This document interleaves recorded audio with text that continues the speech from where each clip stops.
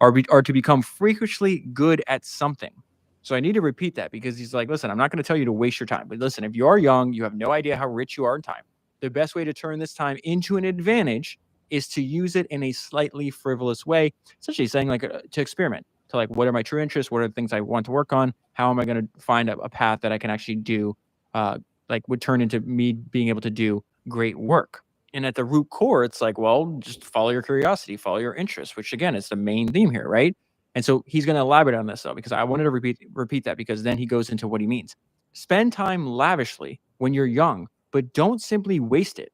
There's a big difference between doing something you worry might be a waste of time and doing something you know for sure will be. And so the ability to spend time lavishly is something that only the young have, right? Now he talks about if you're a little older, you have another advantage. One of the most valuable kinds of knowledge you get from experience is to know what you don't have to worry about. The young know all the things that could matter, but not their relative importance. So they worry equally about everything when they should worry much more about a few things and hardly at all about the rest.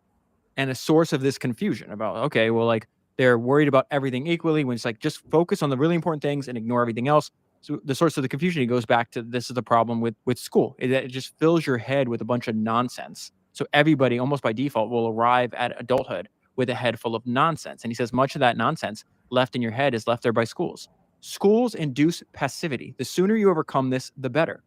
Schools also give you a misleading impression of what work is like. In school, they tell you what the problems are, and they're almost always solvable using no more than what you've been taught so far. In real life, you have to figure out what the problems are, and you often don't know if they're solvable at all. But perhaps the worst thing that schools do is they train you to win by hacking the test. You cannot do great work by doing that. So stop looking for that kind of shortcut. Do not skimp on the work itself. Don't think of yourself as dependent on some gatekeeper giving you a big break. Even if this were true, the best way to get it would be to focus on doing good work rather than chasing influential people. It's that idea that you should try to be so good that people can't ignore you. People new to a field will often copy existing work. There's nothing inherently bad about that. There's no better way to learn how something works than trying to reproduce it. Nor does copying necessarily make your work unoriginal. Originality is the presence of new ideas, not the absence of old ones.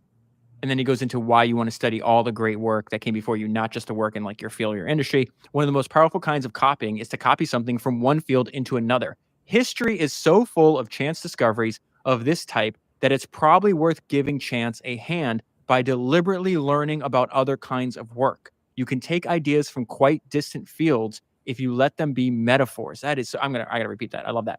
One of the most powerful kinds of copying is to copy something from one field into another. History is so full of chance discoveries of this type that it's probably worth giving chance a hand by deliberately learning about other kinds of work. You can take ideas from quite distant fields if you let them be metaphors. And then he goes into something that's repeated through history a lot, especially at the beginning of industries. All the super talented people seem to be within close physical proximity to one another. If a lot of the best people in your field are collected in one place, it's usually a good idea to visit for a while. It will increase your ambition, and also by showing you that these people are human, increase your self-confidence. If you are earnest, you'll probably get a warmer welcome than you might expect. Most people, I love this idea. Most people who are very good at something are happy to talk about it with anyone who's genuinely interested. If they're really good at their work, then they probably have a hobbyist interest in it. And hobbyists always want to talk about their hobbies. Seek out the best colleagues. That is like the one-line maxim of this section, right? Seek out the best colleagues. If you listen to the Mark Twain episode I referenced earlier, the best advice Mark Twain ever got that he followed for the remaining 44 years of his life was this American diplomat in Hawaii told him, "You have great ability. I believe you have genius. What you need now is refinement of association. Seek companionship among men of superior intellect and character.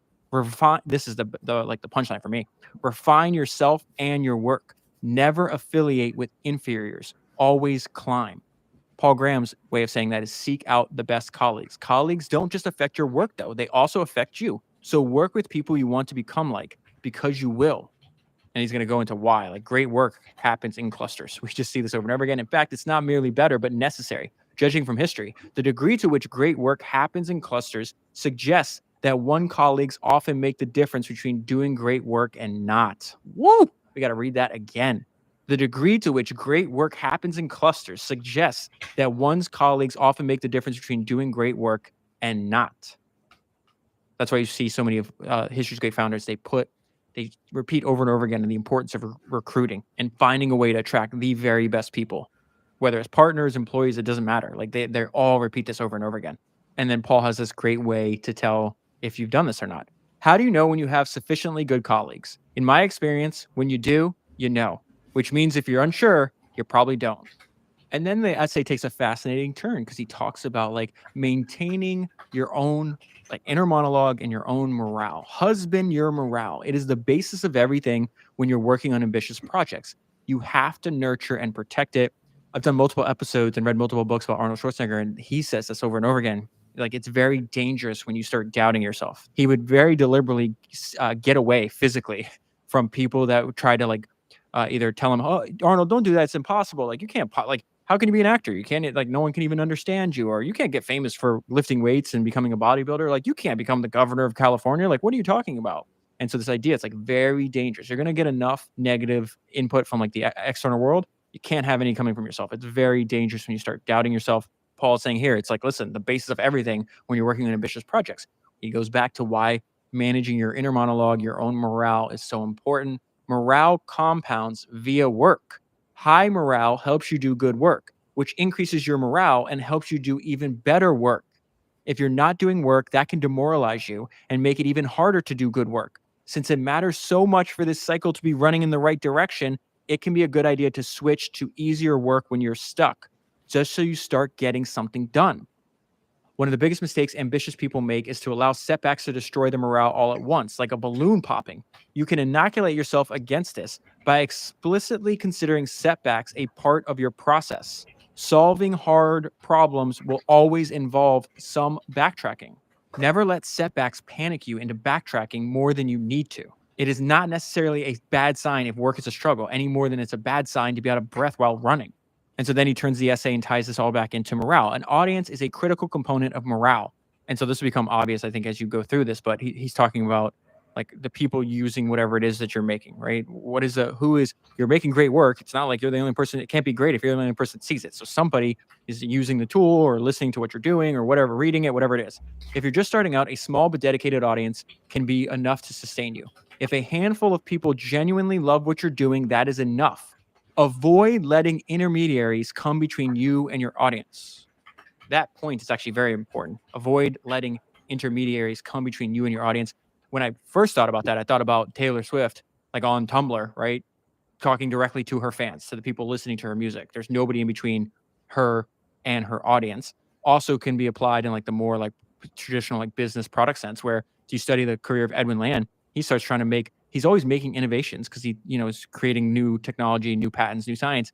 And he was trying to sell into like, he wasn't connected to the end user. So he's trying to make automobile headlights safer, but he's got to sell and convince people, like a handful of people, maybe in Detroit. And when he did that for many years and failed at it, he's like, I'm never letting anybody else get in between me and the customer. So then he starts making consumer goods, right? That he can talk directly to the customer, which is his cameras.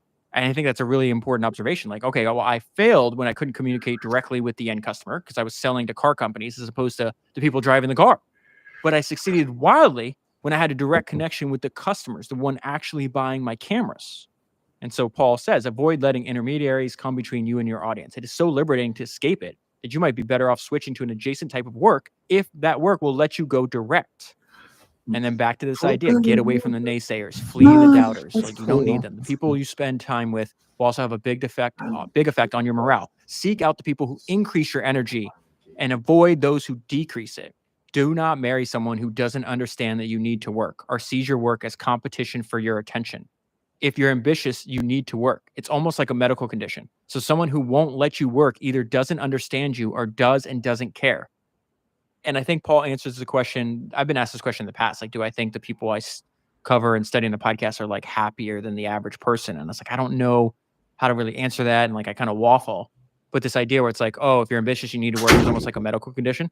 He says people who do great work are not necessarily happier than everyone else, but they're happier than they'd be if they didn't. That is a better way to think about it than I've ever come up with. In fact, if you're smart and ambitious, it's dangerous not to be productive. People who are smart and ambitious but don't achieve much tend to become bitter. And then he goes back into this recurring theme. Do not be guided by prestige. It is okay to want to impress other people, but choose the right people. The opinion of people you respect is signal. Fame, which is the opinion of a much larger group you might or might not respect, just adds noise. The prestige of a type of work is at best a trailing indicator. If you do anything well enough, you will make it prestigious. The question to ask about a type of work is not how much prestige it has, but how well it could be done. And this might be the best line of the entire essay. Curiosity is the best guide. Your curiosity never lies, and it knows more than you do about what's worth paying attention to. If you asked an oracle the secret to doing great work, and the oracle replied with a single word, my bet would be on curiosity. This whole process is a dance with curiosity. Believe it or not, I tried to make this essay as short as I could, but its length at least means it acts as a filter. If you made it this far, you must be interested in doing great work. And if so, you're already further along than you might realize because the set of people willing to want to is small. The discoveries are out there, waiting to be made. Why not by you? And that is where I'll leave it. I highly, highly, highly recommend reading the entire essay. It'll be linked down below. And I will also link to Paul's essay, Life is Short, which I think should be read directly after reading this one. Thanks for listening this far, and I'll talk to you again soon. Do you want to close more deals as soon as next week, possibly? Now, when I say more deals, here's what I mean. I mean 2, 3, 4 times what you're doing now, even if you're already doing decent. Let's say that we could show you exactly what to say and ask that would cause your prospects to do all the work and sell themselves rather than you trying to do all the work trying to sell them. So much easier. If we did that, would you actually use it on your next sales calls if we showed you? Now, if you would, then we're going to give you access to a free sales training that you can use. We won't even charge you. It's free for you. Just click the button below and it's yours. I'm Jeremy Miner, founder of 7th Level. Now, during my 17-year sales career, I was in the trenches like you as a rep. I was in 4 completely different industries. I made a bit under $33 million in straight commissions before I retired. Then we started 7th Level. And over the last 3 years, more importantly, we've trained tens of thousands of reps just like you who now consistently make $20,000, $30,000, even more than $50,000 a month in commissions, many of them in the same industry as you. But yeah, I probably don't know much about selling, probably just got lucky. You know, those companies gave me all the good leads, right? Well, luckily for you, we're going to show you how to do the same thing step by step. Actually show you what to do, not just theory. And no, you don't need to be the Wolf of Wall Street to increase your closing ratios to get higher commissions, because pushy sales techniques like that rarely work anymore anyway. So go ahead, we make it easy for you. Click that button to get the video. Like I said, we're all about easy around here at 7th Level. And what's going to happen is when you click it, it's going to take you to a page with a video that I put together for you, explaining how this new model of selling will actually help you sell more for what you do, and then how you can use it to get your prospects into results-based thinking over price or cost-based thinking. Oh, you're going to make so much more money from that. Also, we're going to show you how to trigger your prospects' emotional drivers so they open up to you rather than staying surface level with you. And then finally, how to get your prospects to do the work, to pull you in, to sell themselves, rather than you having to do all the work, hoping and praying that something you're going to say is going to magically cause them to want to buy. Because yikes, that could be trouble. Just like this dude, Caden here. I mean, we could show you thousands more of these. He went from making only $2,000 to $3,000 a month. How can you survive on that with inflation? To now he's making well over $50,000 every single month, selling the same thing he was before, W-2 employee. Well, here's your deal. You can finally stop using techniques you've been forced to use that work against human behavior, and instead learn how to use human behavior in your favor and your prospects too. Now that's going to help you close far more deals as soon as you watch the video. So go ahead, click the button. It's going to be somewhere on this video. And then here's the thing. Once you click it, once you go through it and pay attention, take some notes on it, it's going to help you close, I don't know, depending on your industry, I'd say at least an extra 4 to 5 deals in the next 5 to 7 days.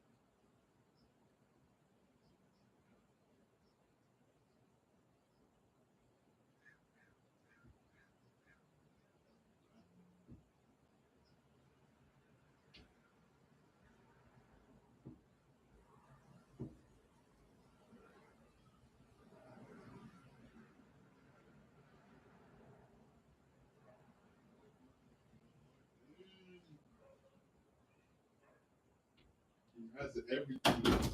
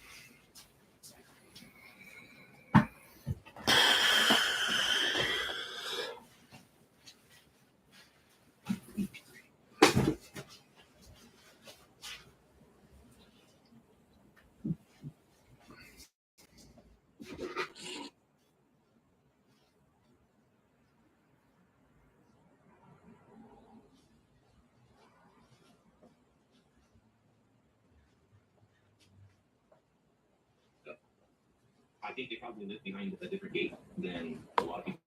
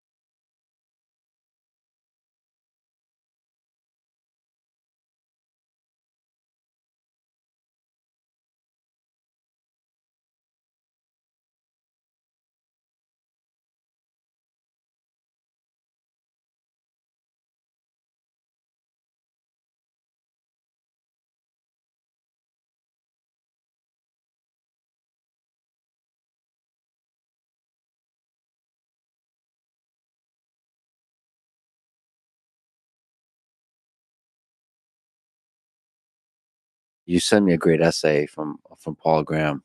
I'm a big fan of that. I think explains a lot of your success. The essay is called "How to Do Great Work," and people should go definitely read the full essay. There's a few things I could read from it. Some quotes. Having new ideas is a strange game because it usually consists of seeing things that were right under your nose. Once you've seen a new idea, it tends to seem obvious. Why did no one think of this before? Seeing something obvious sounds easy, and yet empirically having new ideas is hard. And like the steps you took seem trivial, and yet nobody was taking them, or at least in the past they weren't successful. So the successes you've had were as simple as essentially picking up the phone or trying. There's a lot of interesting things here to talk about. This aspect of doing the seemingly simple that seems to be so hard to do. It, as Paul describes, requires a willingness to break rules. There are two ways to be comfortable breaking rules: to enjoy breaking them and to be indifferent to them. It's an interesting distinction. I call these two cases being aggressively and passively independent minded. So again, that's to enjoy breaking the rules or to be indifferent to the rules. The aggressively independent minded are the naughty ones. Rules don't merely fail to stop them. Breaking rules gives them additional energy. For this sort of person, the light at the sheer audacity of a project sometimes supplies enough activation energy to get it started. The other way to break the rules is not to care about them at all, or perhaps even to know they exist. This is why novices and outsiders often make new discoveries. Their ignorance of a field, ignorance maybe in quotes, of a field's assumptions act as a source of temporary passive independent mindedness. Aspies also seem to have a kind of immunity to conventional beliefs. Several I know say that this helps them to have new ideas. So the aggressive and the passive is such an interesting way of looking at it. Perhaps some aspect of this, at least in the story you tell, there's some passive aspect where you're like not even acknowledging, not even caring that there was rules, just kind of asking the simple question and taking the simple action. I think that is that was an essay I read, and we're doing just a snippet of it, but I would encourage anyone listening to go and find it and read the entire thing, because it's something that really spoke to me as I was transitioning into my new career now, and I just loved it. But when we were talking about why certain people who don't have traditional qualifications are able to come in and do incredible work and solve complex problems, it made me think of that essay, which is why I shared it. And I think that in the context of the work that I was doing here, perhaps not having the historical context became an advantage, and obviously went back and then tried to study it. But if you go into a problem, I always find that, especially in the political realm, my favorite political issues are ones where they're contrarian by being obvious. And sometimes they feel very intuitive, and so you take them on. There's always a lot of resistance when you go against something that's been accepted as the way that you're supposed to do things. And I came to learn over the course of my time in government that when everyone was agreeing with what I was doing, then it actually made me more nervous, because I felt like you have these problems, they haven't been solved for a long time. And then if you take the same approach as others, you're going to fail just like they did. So taking a different approach doesn't mean you're going to succeed, but at least if you fail, you're going to fail in an original way. And so I did like this a lot. And I think that, what I saw was the people who were very good at getting things done that hadn't been done before were people who came with different qualifications, different perspectives, and they came in and really worked the problem in untraditional ways. And so I think in the Middle East, I came in with a very different approach than people before me, not because I came in deliberately trying to do it differently, but because I came in trying to listen and understand from people why the problem hadn't been solved, and then think from a first principles perspective on what's the right perspective today, not based on what happened 50 years ago, or not based on what somebody's feelings who were hurt, but what's the right thing to make people's lives better, to make the world a safer and more prosperous place tomorrow.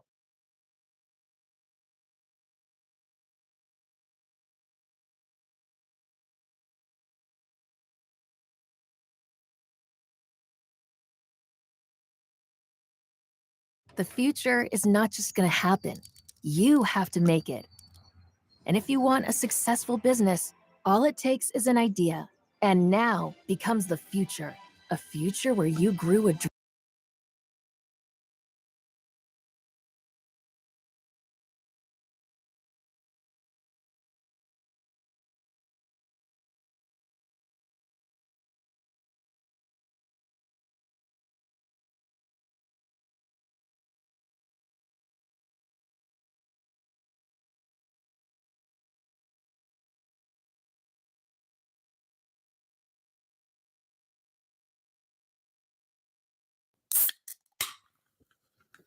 Welcome to Talking Tuesday. I am your host, Fancy Quan, and today we're going to talk about future-proofing your career. So this podcast in general talks a lot about my career, quant careers, all these sorts of things, but this really applies to all careers here. And the piece of advice I'm going to give you is going to be probably the opposite advice that most people are going to give you on the internet, or even experienced professionals. And that advice is going to be focus on the fundamentals. Do not focus on the new, trendy, shiny careers and skills out there. So let's just dive on into this from a historic perspective here. Let's rewind in my career, and I'll give you a little bit of an example of how this has played out for myself, how this has actually better prepared me and giving me a lot more options and flexibility moving forward. Whereas others have kind of pigeonholed themselves into really odd career selections. And then you kind of take the gamble. You hope the new thing turns out. Maybe it doesn't turn out. And we'll talk a little bit about that. So I'm going to rewind this here. I don't know how far back. Let's say back into probably about 2010 2011, somewhere around there. In my last year or two here of undergrad, I went out, I got a finance degree, right? Wanted to work on Wall Street. And I found out essentially that traditional people in finance didn't do a lot of what I viewed as what Wall Street did. It turns out a lot of people did this newfangled thing called financial engineering, which wasn't that new. It had been going on and on and on back way before that. It was booming in 2007, 2008 with the financial crisis. And then it kind of died out and fizzled. But I realized I needed math, stats, computer science skills to really get my hands dirty, to really contribute on Wall Street, to really do what I viewed as something meaningful and valuable in a career here. And so I realized too that finance in itself was kind of dying out. And so I ended up going to graduate school at the University of Michigan here. And so this is kind of starting at the basics. I had some fundamental finance skills. I knew I needed some math, stats, and computer science. I needed to go out and get a master's. And I thought getting a very specialized degree being financial engineering would essentially sign this nice fancy piece of paper for me. And then I would go in and become a financial engineer. And of course, naively, I didn't even realize 2012, 2011, financial engineering essentially had died out after the 2007, 2008 financial crisis. So derivative pricing around derivatives, exotic options and all that, that falls into what's true financial engineering, which is a small subset of the broader field of quantitative finance, which I didn't even know or understand at the time. So I went to the University of Michigan for my graduate degree.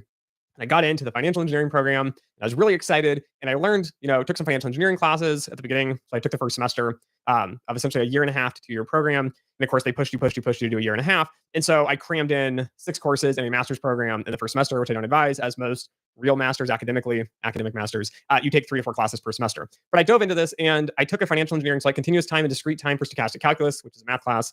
I took that class. I took a statistical finance class, which was awesome. And then I took some other, classes on, can't remember the classes these days, but there are things on derivative pricing from a business perspective, capital markets, fixed incomes, these sorts of things.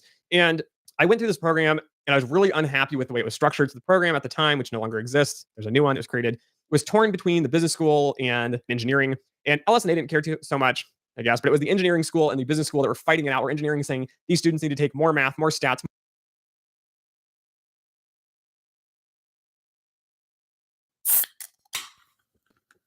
Hey YouTube, it's Dimitri. Today we're going to talk about computer science career paths a little bit. I'm going to deviate around on some related topics with this because a lot of them have really been hitting me lately. One, somebody messaged me and asked me to make this video. I don't typically talk about quant dev, which is going to be the implementation side of things, more the high frequency trading side of things. One reason I don't talk about it a lot is I don't work in high frequency trading. I have no interest in working in high frequency trading, so I just don't talk about high frequency trading. My channel is supposed to be focused on model development, on more or less the buy or the sell side, but those that are doing research, those that are building very rigorous high-end models that are going to spend months building models. HFT is supposed to be moving very fast. Again, they can take longer to build models as well sometimes because they have enough staff when you get into larger firms. But HFT in general is smaller firms. They're nimble. They move fast. That's kind of their bread and butter. That's how they make money. That's why I haven't talked a lot about it. Now, that being said, I think in many ways, I've missed out on addressing the computer science community because not all of you want to go into quant dev. Many of you are interested also on the model development side. And so I think there's kind of a gap to bridge here. And I will talk about both roles and positions within the industry here and some of the things to kind of consider and look at. So let's start off with here the biggest challenge of CS, which is going to be education. Eating in or dining out. Both are rewarding with the American Express Gold Card. So are you in or are you out? The Amex Gold Card serves up everything. And when I write this out, this is for everybody. I have no idea what courses you have and have not taken as a computer science major, computer engineering, architecture, whatever. The reason being is every university is going to be different. This is no different than if you get a math degree, though math tends to be more standardized. This is no different than getting a statistics degree or an economics degree. They can be wildly different and they can cover wildly different topics here. So understanding the paths to this and where we're headed, there are a bunch of different kind of positions and roles in this. And I'm going to go back through here a little bit of the skills and then try to align with you computer science to this. Again, I'm going to call this, we're going to call them desk quants. These are no more, I'm going to call them analysts. And then you're going to have what I'm going to call quants. So this is Dimitri Bianco's term of what true quants are. This is model development and research. And then finally down here, you're going to have quant dev. And quant dev is going to be implementation. Okay, so let's just talk about computer scientists for a second here. You're going to have probably a list of classes or topics here. You're going to have something like algorithms.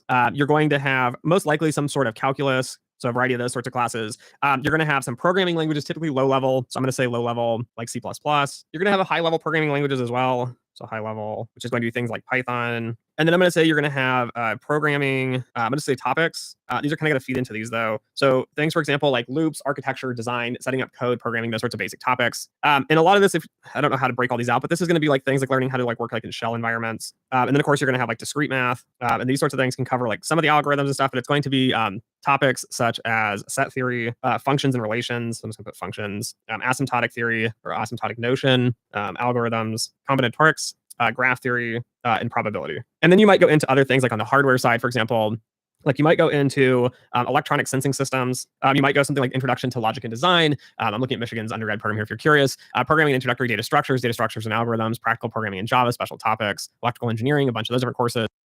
Again, probability, analog circuits, digital.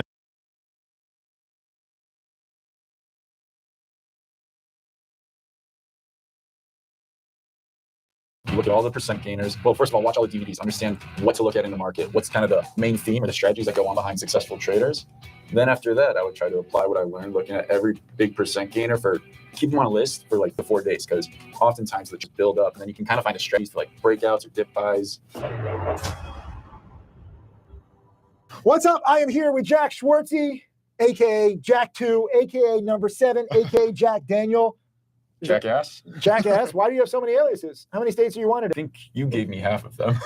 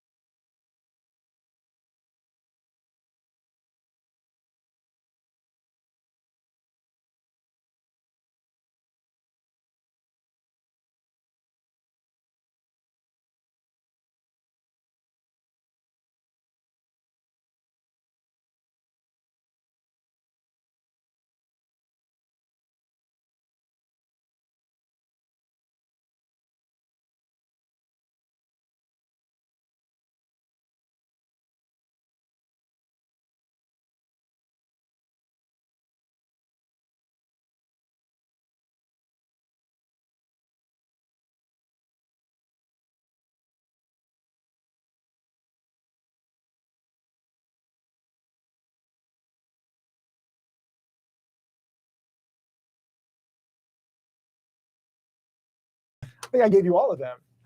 Nope. You chose number 7 in the chat. Is that Yeah. your favorite number? Yeah. That's my favorite number. That's why you're playing with a little ball too. This is what I used to do. Like I had like a tennis ball and I would throw it around. Where's the ball? Where's the ball, Pascal? Where's the ball? Oh, yeah. We need the ball. Oh, I'm gonna pass you the ball. This will be funny. Feel free to play with it. This is gonna be hilarious. Wait, I can play with it? Yeah, dude, this is casual. This is casual interview. Look, we got like little plants here to make it more like soothing. Look at this. Smell great. It's plastic. Tell everybody your story, just so that they can get inspired and realize that you're real. Literally, we met. We have a clip, and the market makers see all the newbies putting their stop losses at 1 and 9, 5 and 9, and they just take them all out at the same time. Ah, Jack 2 is here. You there? Jack 2 is here. Hold on. Oh, yeah. Get this on camera. Get this on camera. The meeting of the Jacks. Good to meet you. You're real. I know, right? Yeah, how's it There's going? Bryce. see Then we you. got Good to Kyle. see you. Look at this. This haircut. You guys got the same haircut. Yeah, You yeah. learned this? It's a TikTok thing. Did you know this? Is this a TikTok thing? Where we just met in person for the first time. You're like, you're real. Yeah, it's 5 years later, and it's the first time I've ever met him. Can we show the first DM that you sent me? Yeah. Yeah, show the screenshot. Give me 30 seconds so I can show you the trading strategies that allow me to become a full-time trader and quit my job 2 years ago while also designing a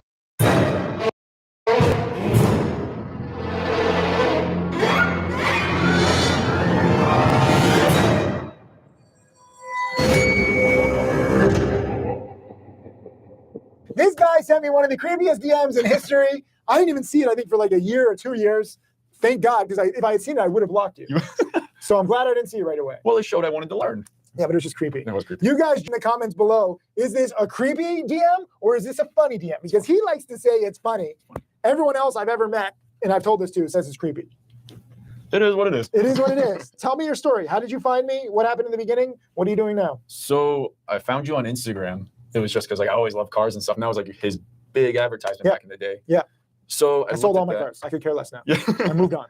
I got to get to that stage. It's cool. You're working on it. And then after that, I would go through the YouTube videos, and like it was clearly real that you were a trader and I could learn, especially because even if for some reason if it was a scam, it's still possible to make money trading in the stock market. Yeah. And do it consistently. Yeah. So I saw that there was always potential to succeed in it. Okay. And senior in high school, I had like no more homework anymore, and I just had a ton of time. So I started to just get into trading. Yeah. I started with Profitly with the How much did you start with? $2,000 was the first account. Did your parents support it? Did they think you were going to lose it all? How did it work out in the beginning? They said you fund it with your own money.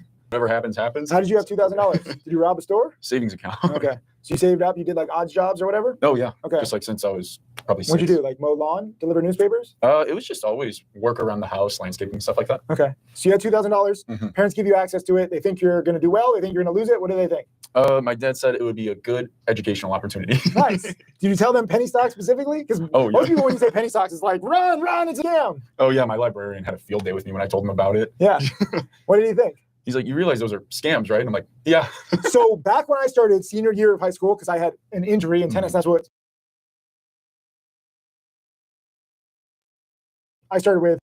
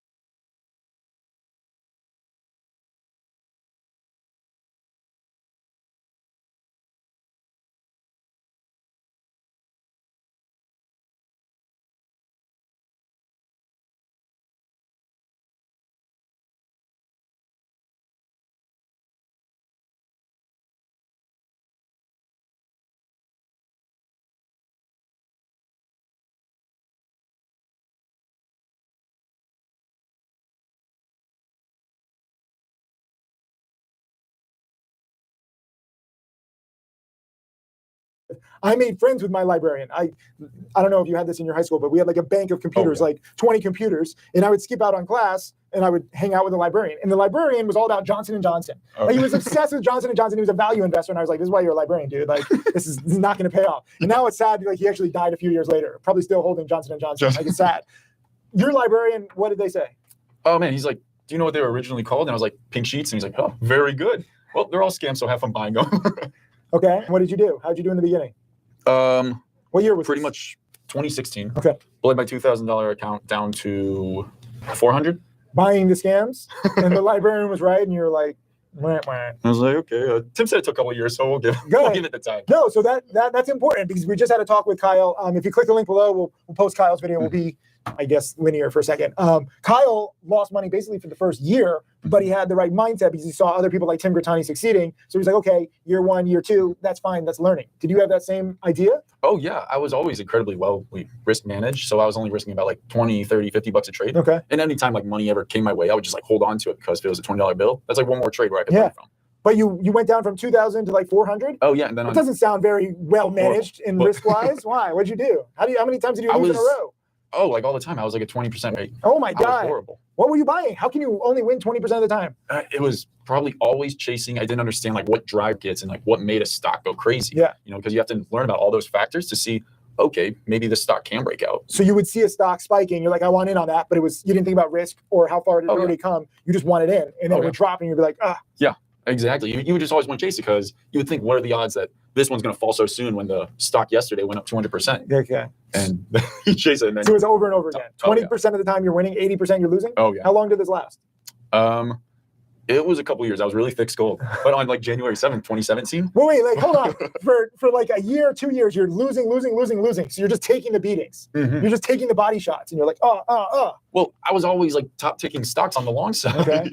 So then you started to short sell? What were you about to say? In January what? Oh, yeah. So when I bled my account down to 400, I bought DFFN like for an overnight hold. And that was the day when it went from like $4 and spiked as high as like $15 the next day. Okay. And like having that massive win, it put me over like $1,200 in my account. Up from 400. Mm-hmm. Okay. And like, I always say that was a very key moment, because that showed me that like you can make a lot of money just doing if you something catch like that. you catch the meat of the move on one of these crazy plays. Yeah. So you caught that. What was it? January what? Like 7th, I believe. You remember 6th. this? But the exact date. January 2000. What was this? 17. 2017. Mm-hmm. So like 4.5 years before right now, and now you're over 2 million. Just so people understand, he's not just winning 20%. Like, why are you featuring this student who's making like 20%? He's over 2 million now. Sorry, I should have brought that up in the beginning. January 2016 or 2017? 2017. What happened after that? Bled my account back down. So you had one moment, you're like, I know everything. Yeah, but like that moment, like you saw the potential and you're like, okay, it really is possible to do something like that. Yeah. And that's why I just stuck with it for so long. But then you bled it down again. Did you have a second comeback? Oh, yeah. What was the second one? Do you remember it? You know, not specifically, but I started nailing things like ETRM. Yeah. And there would be small wins. Like I think I have a screenshot on my FUD at around $3.40 or something. Yeah. And then sold it like $3.70 and then went all the way up to like 30 the next couple of days. But that's fine. So whether you use the meat of the move, whether you miss the meat of the move, the fact is you see it. And so then it's like, okay, how do I calibrate my own trading to capture more of the move? Right? Oh, yeah. So DFFN, you captured it. Did you sell that well near the top? Oh, yeah. I nailed the whole move. Okay. And then ETRM, you nailed like 0.1% of the move. Any other ones come to mind? Oh, man. The biggest one, DRYS. That one was crazy. I traded that horribly, probably even worse than ETRM. Okay. Then there was also GBR. Yeah. I was on my way to the lake of the Ozarks in Missouri. Okay. And I think I made like $60 on it. Yeah. And you like that. Oh, so lots of small gains. Yeah. So by year, 2 or 3, when did you like break even? It was probably a few months before SHMP, which that was 2019. I have no idea. Years blend in now. 2019, about March or February. Okay. Wow. So like 3 years of like nothingness. Yeah, that was just, I had to learn like what patterns work, which ones have like a high enough frequency that like I can repeat it every day or every few days. But 3 years of nothingness. Was your librarian on your case, or you already graduated by then? Oh, I was graduated. So you didn't talk to the librarian. So the librarian literally thinks that like you failed. Oh, it was horrible. I was going to show him my profits, but he just recently passed away. And this is what happens with all the librarians. This is literally like, this is totally crazy that we have the same librarians, value investors. That's why they're librarians, and then they die. Yeah, they give you grief in that. It sucks. They miss out on the opportunity. All you librarians out there, this stuff works. Whether you realize it or not, whether you die or not, it works with or without you. So get on the train. But 3 years of nothingness. Did your parents, family, friends, girlfriend ever try to stop you along the way? Yeah, they were always saying, how are you applying to jobs and getting internships? And I would say, you're like, no, I'm kidding, penny stocks. I'm really trying. I would just keep studying. Were they like, yo, this is like a problem? Do they have like an intervention? Like, you have a problem. Like, this is gambling. This is a degenerative disease. I Like, never told them. I just figured they wouldn't understand. really? Okay. They would say, "Are you losing money?" I'm like, a little bit. You didn't tell them how bad you were doing. Oh no. Well, I don't think I was ever down more than like 5,000-6,000. Okay. I would That's always pretty take bad. such. That's pretty bad for a It lot of is, people but watching. I would take. Most people, that's pretty bad. Oh yeah, I would just keep coming back, making the same mistakes. But I was really disciplined with cutting losses, and that's what You just really took a made the lot of, difference. like, how many losses have you taken? Like, this sounds like you're losing all the time, but you're like at least disciplined about it. I have another screenshot on my phone from my trading performance in March, like 3 or 4 years ago. Okay. Like 40 trades. Can we post this? Pascal, remind him to get that screenshot. 40 trades. You sure you have the screenshot? Oh yeah, I got it. Okay. Remember the screenshot. 40 trades, what'd you do? Or 25 and like 2 green boxes. Really? I mean, you're laughing about it now because now you've made millions. At the time, were you laughing? Or were you like, Oh no, did the you think- caption's like, I don't know if I can take much more of this. You wrote that? Did you put this on your story? No, I was just sending it to my girlfriend. Okay. I'm like, man, this is crazy. Were you laughing at the time? Because right now Oh, you no. seem pretty like jovial, but back then you're like, Well, I knew I it don't know how would. much. I knew it would become like a good story because how do you know this? How do you just have this like internal belief that you're going to succeed when you have no data whatsoever to back it up? so many other people have done it. Because other people did it, you're like, why not And me? they were transparent. You would see people make $60,000, $75,000 a day when the market wasn't even like 2020 high. Who was it? Like Good, Grittani, Crook, Roland? Oh yeah, Grittani, Roland. Yeah. Roland, he's like the main thing that helped me become profitable on the long side. I owe so much to him. He's here somewhere. We'll get Oh, him in. really? Can you text him? Tell him to come here. He's supposed to come here anyways. He's the only reason I was able to like grow. Have you my- met him before or no? No. That's pretty cool. Literally, Yeah. all the challenge students are here. This is the beautiful thing about the challenge. We're a community. We help each other. It doesn't matter whether it's Roland or Grittani or me or Good or Crook, anybody. Like, what did Roland do specifically that helped you so much? He taught me how to find like the best risk points on charts on listed stocks, because that was always one thing, because it's so choppy. I always knew how to let the chart form. Yeah. So that helped me learn how to buy. And then I was like patience, just waiting like 20 minutes after the open and letting it just consolidate. Then he would be in there. Then it would rip up like 60%. Yeah. No, he's been doing fantastic. I think you might have surpassed him though. Maybe a Do little. you feel guilt surpassing this guy? A little bit. No, don't feel guilty. Listen, everyone has their own path. Whether you're at 1 million, 2 million, 3 million, you're what? 23. 23 and you've made what, 2.1? A little under. Okay. I haven't really been trading much this last month. Okay. How much did you do last month? In May? Yeah. I think like 100,000. And what'd you do back in April? 450. What'd you do in March? Here's how I went from a broke barista at Starbucks to a multi-millionaire day trader. And this isn't about chasing the next hot stock or hot tip. It's about strategic trading that aligns with the giants of Wall Street. In the next 2 minutes, I'm going to show you how simple it could be to turn your trading around with just 1 hour of focused trading per day. You cycle through alerts. 220. What'd you do in February? 600. Why do you say this laughing? Like, I made 600. Literally, this I is a can't thing. believe This is literally a thing with my students. You like minimize your accomplishments by saying like 600 instead of 600,000. Literally every single person does this because it's like your brain doesn't want to sound like cocky or like it doesn't seem real. Like, but outsiders are like, he only made 600. It's like, no, 600,000. 600,000. Yeah. It doesn't feel real? Is that what you were going to say? It's unreal. I mean, I think 1.5 million on the year. So Halfway through the year. yeah. Why are you laughing every It's time you say crazy. this? It is a little It's crazy. like, that's a lot of money. I just want to go to the bank and look at it. Have you done that? No. I wanna see if it's I real. encourage you to do that. Literally, Jesse Livermore used to do this. At the end of every year, he would take all the cash and he would like, literally, you can do this. You can ask your Yeah. bank to do this. You got to plan it ahead of time. This is why. So once upon a time, I used to go to the bank and take out like $1 million in cash, right? The banks don't allow this anymore. Like you can't take it out. Like I would pay like a $4 fee and like I would like take it out. One time, my dad and I, literally, because I was getting interviewed by Business Insider for this interview, this article. They're like, you don't really take out the cash. I was like, yeah, I do. So I took out 1.2 million in cash. My dad and I had 2 backpacks, right? We hired like 4 security guards, and my dad is all freaked out because it's not insured, right? It's Oh, like yeah. cash, right? Once you take it out, it's just cash. And my dad and I had 2 backpacks on. My dad's like really scared. Like the reporter's waiting for us at the car, and we're about to go to the car with all the security guards. We had 2 SUVs, and we went to like the bank early morning. They opened up early for us. Like they're like, this is so stupid. Yeah.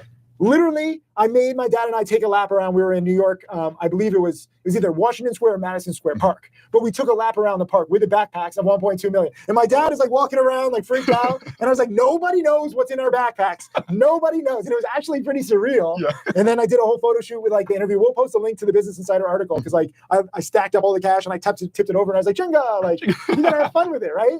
I encourage you to do that. Not necessarily take it out. That's risky. That's a stupid risk. But take the money, put it in like a room in the bank and just look at it so that it becomes real. Oh, yeah. Okay? I highly encourage you to do this. Jesse Livermore used to do this many decades ago. Have you read about Jesse Livermore? Oh, yeah. Right?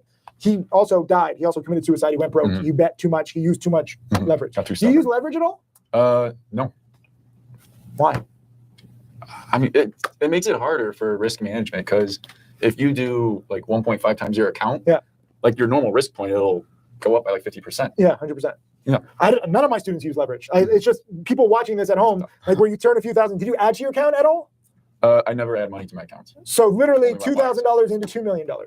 Oh, well, I lost that money and then I reset, I think, with another 2,000. Okay. So 4,000 into 2 million. Yeah. Did you add any more? It's okay. There's no wrong answer. Oh, yeah. I added a little bit more because I got over the PDT, but I never touched that money. Okay. But I think then I had like a much bigger ad. So I had about a $10,000 account. Okay. And then I was over the PDT because I had other like long-term investments. Yeah. So I was able to get around that. Gotcha. And that's when my head became. So you added like 15,000. Okay. So you added 2,000, 2,000, 15,000. So 19,000 roughly. Yeah. I don't know what the right answer is. You tell me.